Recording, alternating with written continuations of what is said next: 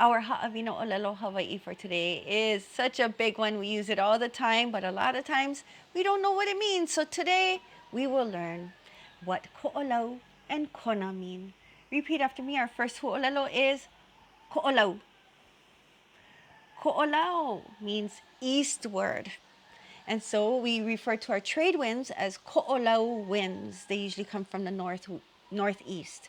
We also refer to the mountain ranges or the side of the island, which is the east end that have all the big mountains, as the koʻolau side of the islands, yeah? So let's say it all together one more time. Koʻolau. Maikaʻi. Now the other word is Kona. Say it with me, Kona. So Kona, yes, it is a place of the island of Hawaiʻi, but almost every island has a Kona district. And Kona means south.